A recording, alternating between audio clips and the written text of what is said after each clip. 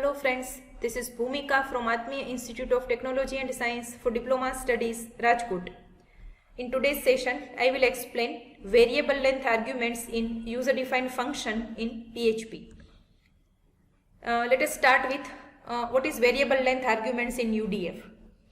C, C++ કે જાવા જેવી કોઈ પણ લેંગ્વેજની અંદર તમે ફંક્શન ઓવરલોડિંગ કરી શકો. Function overloading means what?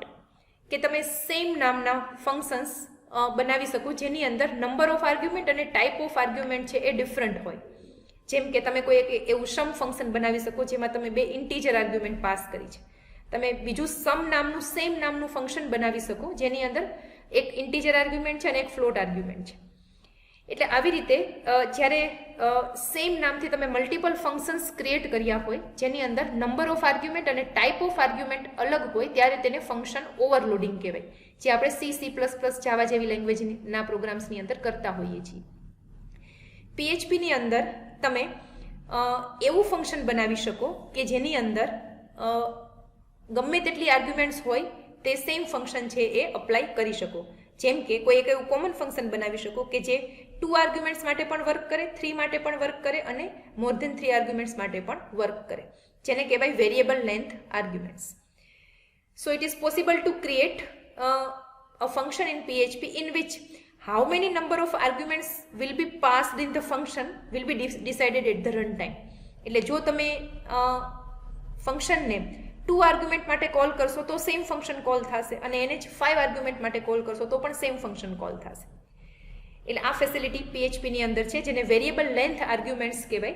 એટલે કે UDFની અંદર તમે આર્ગ્યુમેન્ટની જે લેન્થ છે, how many number of argument will be passed, it will be decided at runtime.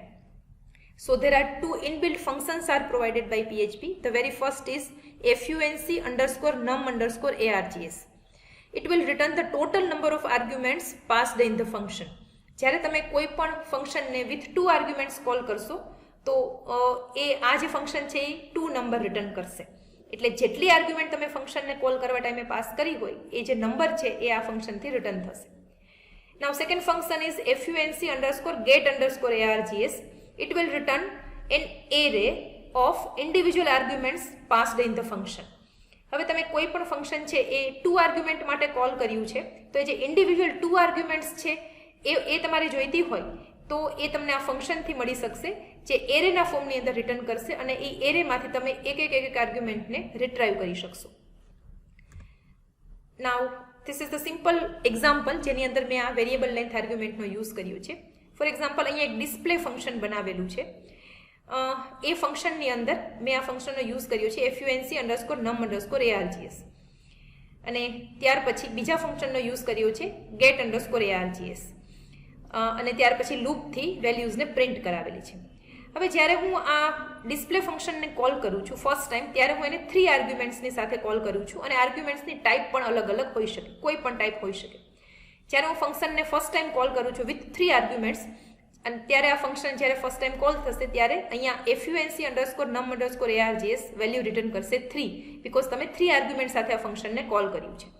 અને આ જે ઇન્ડિવિજ્યુઅલ આર્ગ્યુમેન્ટ્સ છે 2, 30.5 અને વેલકમ, આ ત્રણેય આર્ગ્યુમેન્ટ છે એ ઇન્ડિવિજ્યુઅલ આપણે જોઈતી હોય તો એના માટે ફંક્શન યુઝ કરવું પડે func_get_args, જ્યાં એક એરે રિટર્ન કરે છે. એટલે આ જે એરે છે એની અંદર તમે આ ત્રણેય આર્ગ્યુમેન્ટ છે ઓટોમેટિક સ્ટોર થઈ જશે. એટલે કે એરે એના 0th લોકેશન ઉપર 2 હશે, ફર્સ્ટ લોકેશન ઉપર 30.5 હશે અને સેકન્ડ લોકેશન ઉપર વેલકમ હશે. અને પછી ફોર ઇચ લૂપથી એ જે ઇન્ડિવિજ્યુઅલ વેલ્યુ છે એને પ્રિન્ટ કરાવી છે. હવે જ્યારે સેમ હું અહીંયા ડિસ્પ્લે ફંક્શન છે એ સેકન્ડ ટાઈમ કોલ કરું છું ત્યારે અહીંયા હું 2 આર્ગ્યુમેન્ટ સાથે કોલ કરું છું. તો અહીંયા જ્યારે ફંક્શન કોલ થશે ત્યારે આ func_num_args છે એની વેલ્યુ આવશે 2 અને અહીંયા func_get_args છે એની વેલ્યુ જે છે એ એરેના ફોર્મમાં રિટર્ન થશે અને એ એરેની અંદર આ રાજકોટ અને ટ્રુ એ બંને વેલ્યુ સ્ટોર થયેલી હશે. એટલે તમે અહીંયા જોઈ શકો છો કે એક કોમન ફંક્શન ડિસ્પ્લે બનાવેલું છે જે 3 આર્ગ્યુમેન્ટ માટે પણ વર્ક કરે છે અને 2 આર્ગ્યુમેન્ટ માટે પણ વર્ક કરે છે અને આર્ગ્યુમેન્ટની ટાઈપ છે એ પણ ગમે તે હોઈ શકે. સો ધીસ ઇઝ હાઉ તમે કોઈ પણ એવું કોમન ફંક્શન બનાવી શકો કે જે મલ્ટિપલ આર્ગ્યુમેન્ટ્સ માટે વર્ક કરે. હવે અહીંયા આર્ગ્યુમેન્ટમાં આજે એક વેરિયેબલ આપેલો છે એ વેરિયેબલ છે ખાલી એવું ઇન્ડિકેટ કરે છે કે આ ફંક્શનની અંદર મિનિમમ એક આર્ગ્યુમેન્ટ તો હોવી જોઈએ, બીકોઝ જ્યાં func_num_args અને func_get_args આ બંને ફંક્શન તો જ વર્ક કરે જો ફંક્શનની અંદર આર્ગ્યુમેન્ટ હોય તો. એટલે તમે અહીંયા જે ડિસ્પ્લે ફંક્શન બનાવ્યું છે એમાં તમારે અહીંયા મિનિમમ એટલીસ્ટ એક આર્ગ્યુમેન્ટ પાસ કરવી પડશે, જેમાં તમે કોઈ પણ વેરિયેબલ લઈ શકો. આ વેરિયેબલનું નામ ગમે તે હોઈ શકે. Now let us execute this program. Your Apache service must be started.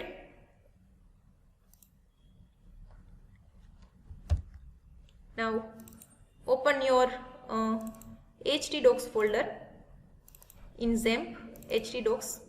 કોઈ પણ એક એડિટરની ફાઇલ ઓપન કરી શકો. Now let us create the program. Now write down the function display. Give any variable here, say $x. કોઈ પણ વેરિયેબલનું નામ આપી શકો. Now I am displaying the total number of arguments here first. Echo total arguments are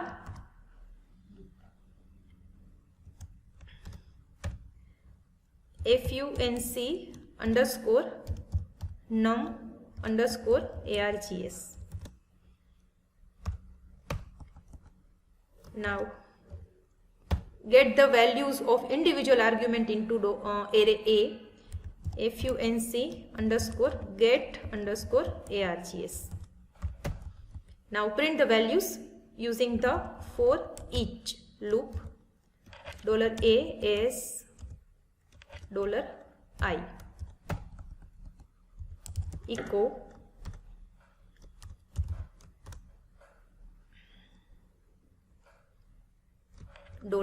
$i. Now call the function display 2, 3.5, Atmiya. Again call the function for different number of arguments. Say first is true, first is the boolean argument, and second is say string argument. So check for the syntax error.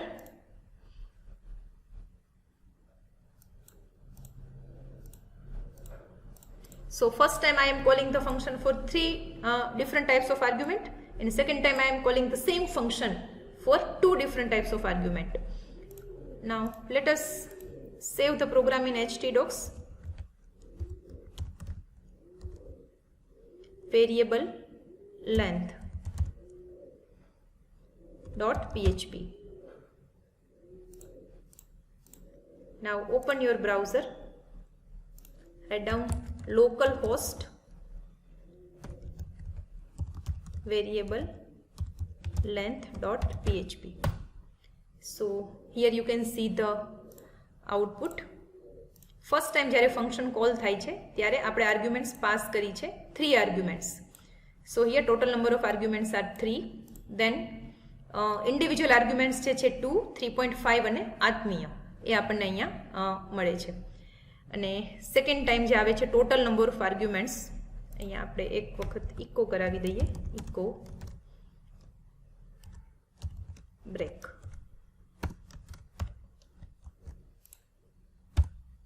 So next time second time જ્યારે function call થાય છે ત્યારે total number of arguments are 2 અને individual arguments are 1 and welcome. 2 is actually displayed as a 1. It depends on the browser. અમુક બ્રાઉઝરની અંદર 1 અને 0 display થાય છે, અમુક બ્રાઉઝરમાં એ ટ્રુ અને ફોલ્સ ડિસ્પ્લે થાય છે. સો હિયર યુ કેન સી તમે એક કોમન ફંક્શન બનાવ્યું છે જે મલ્ટિપલ આર્ગ્યુમેન્ટ્સ માટે, મલ્ટિપલ ટાઈપ્સ ઓફ આર્ગ્યુમેન્ટ્સ માટે, મલ્ટિપલ નંબર ઓફ આર્ગ્યુમેન્ટ્સ માટે કામ કરે છે.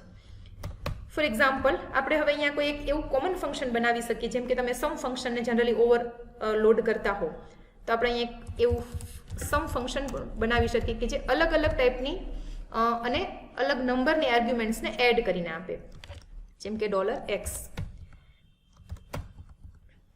સે $sum equal to 0. અહીંયા આપણે સમ ઓલરેડી નામ લઈ લીધું છે એટલે $s equal to 0. Now $a equal to તમે અહીંયાથી કોડ કોપી કરી શકો.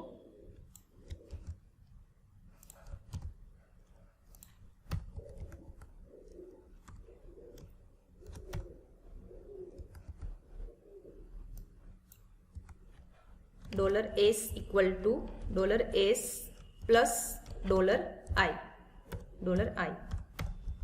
અને ત્યાર પછી તમે એને રિટર્ન કરાવી શકો, return $s.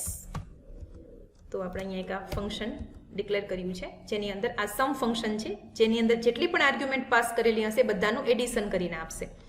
And now let us call the function echo sum. First આપણે એને બે આર્ગ્યુમેન્ટ માટે કોલ કરીએ, અલગ અલગ ટાઈપની આર્ગ્યુમેન્ટ્સ માટે.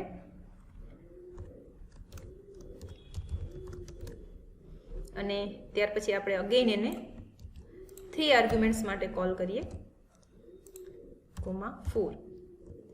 સેવ your program, check for the syntax error.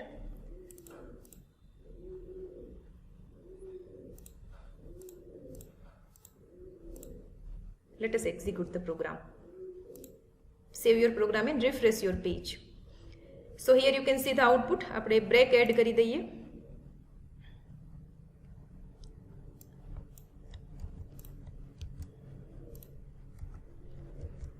Save your program and refresh your page. So here you can see first જે sum છે એનો આઉટપુટ આવે છે 5.5. આન્સર ઇઝ 5.5 and then સેકન્ડનું આન્સર આવે છે 9.5. So here you can see આ facility હોવાને લીધે તમારે હવે ફંક્શનને ઓવરલોડ કરવાની જરૂર નથી. Same function you can create જે મલ્ટિપલ ટાઈપની અને મલ્ટિપલ નંબર ઓફ આર્ગ્યુમેન્ટ્સ માટે same function you can create. એટલે અહીંયા હવે ફંક્શનને ઓવરલોડ કરવાની જરૂર નથી. So this is known as the variable length argument in UDF. Thank you.